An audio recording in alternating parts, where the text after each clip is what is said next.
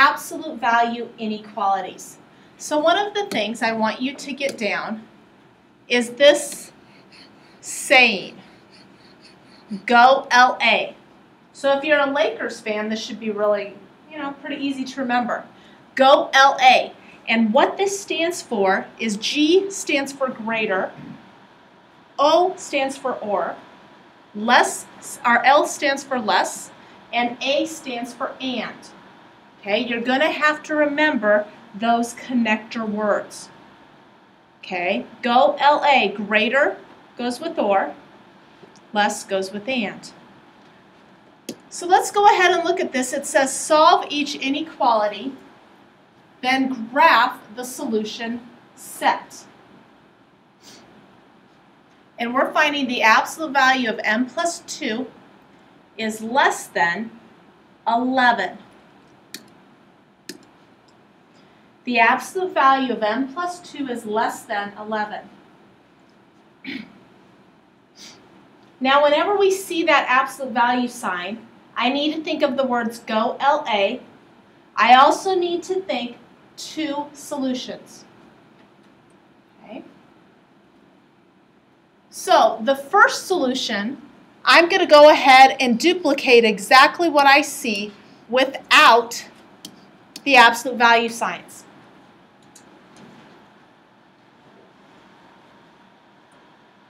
Now, this is a what sign right here? Less than. What was the connector? What went with less? And, because that was the LA part, remember? So now if you remember, I said two solutions. My second solution is going to be a little different because you need to switch the sign, So I'm going to switch the inequality sign so that it is now greater than. And now I'm going to switch the positive or negative sign of the number. Okay? So I switched the inequality, and then I switched the sign of the number. Now I've got two inequalities. I just need to solve those individually. So how do you solve this first one? Subtract 2. So I really get m to be less than what? 9. My connector word is and. What do I do here? Subtract 2. So I end up getting m to be greater than what? Negative 13. So now I need to go ahead and graph those. So I need to have a 0.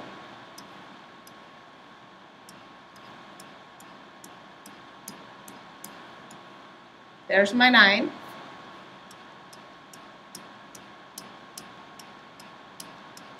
There's my negative 13. Now if it's less than 9, what does that mean? It goes up. Open on 9, shade to the left. What about the m is greater than negative 13? Open to roll on 13, shade to the right. So this is an and statement.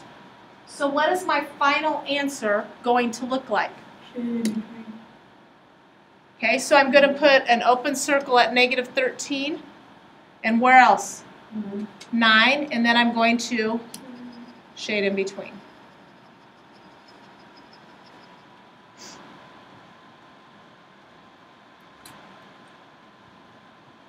Questions? We've got a few more we're going to look at. Yeah. So in the absolute value thing, you don't need to pay attention to that unless it's a negative. Like the absolute value thing. Yeah. So do you pay any attention to that? Like, does it affect anything? Okay, what I'm assuming you're saying is, what this absolute value does is causes you to write this as a, okay, So two statements. If you didn't have that, then yeah, but today you're always going to have that. Okay, so let's go ahead and look at this. Okay, the absolute value of y minus 1 is less than or equal to negative 2. So I see an absolute value sign. I automatically think go LA, and 2 solutions. So first of all, my first solution will be y minus 1 is less than or equal to negative 2. Now I need to think, what connector word will I use? And then my second solution, do we remember what that's going to look like? 1 minus 1 is greater. Yep. Equals 2. 2. Good. Okay, because remember we switched the inequality and then we switched the positive or negative sign. So let's solve those individually. I'm going to add 1 to both sides. And I get y to be less than or equal to negative 1. What do I do now on the other one? Add 1 as well. So I end up getting y to be what? Greater than or equal to 3. So I know my key points are going to be at negative 1 and positive 3. What type of circle at negative 1? Closed. And which way am I going to shade? To the what? How about to the left? Okay, what about the next one? Closed on 3. Which way are you going to shade? To the right. So what is my answer going to look like?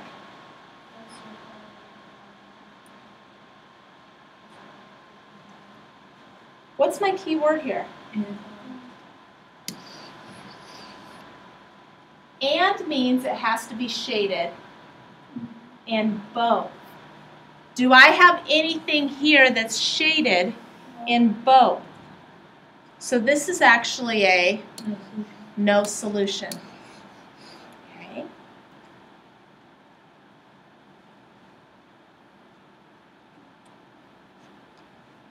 All right, now if you're probably wondering why would it be a no solution, let's look up here in the original problem. Absolute value, what can you tell me about every absolute value number? It's positive. So when I'm over here and I get a positive number, will a positive number ever be less than a negative? No, positive numbers are always bigger than a negative, and so that's why that one is in fact no solution. So let's go and look at another one.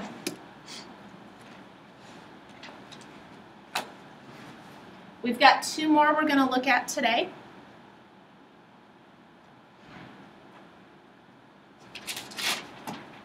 So, I see absolute value. I automatically think go LA, 2 solutions. So my first solution will be 3n plus 6. What is my connector word going to be? Or, because that is a greater than sign, what will my next statement be?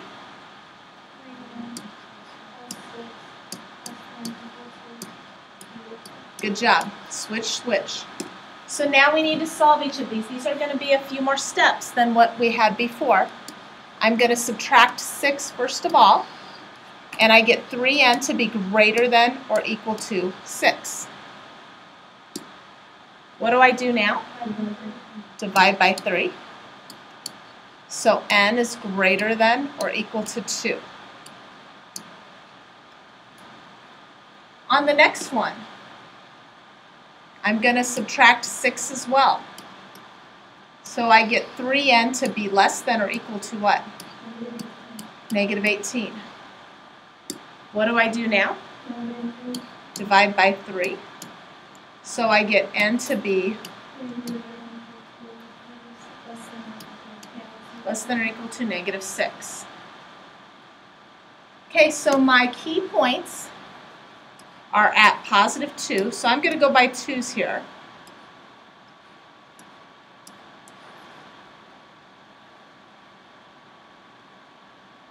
If n is greater than or equal to 2, that's a closed on 2, shade to the right. If it's less than or equal to 6, closed on 6, shade to the left.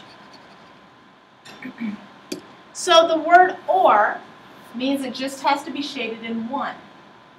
So as a result, my answer is going to be closed on 6, shade to the left, closed on 2, shade to the right.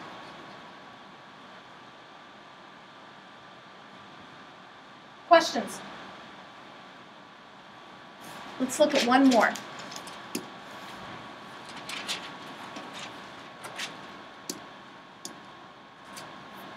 The absolute value of r minus 6 is greater than -5. So I see absolute value, I think go LA, 2 solutions. So my first is going to be exactly what I see without the absolute value signs. What will I put next? Yep, keep going. Nice job. So to solve, I'm going to go ahead and add 6 to both sides. So I get r to be greater than what? 1. What do I do now? Add 6 again.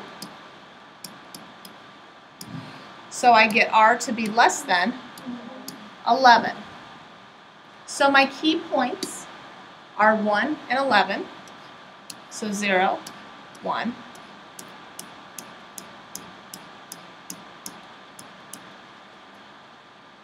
So r is greater than 1 means I'm going to put an open circle on 1, shade to the right.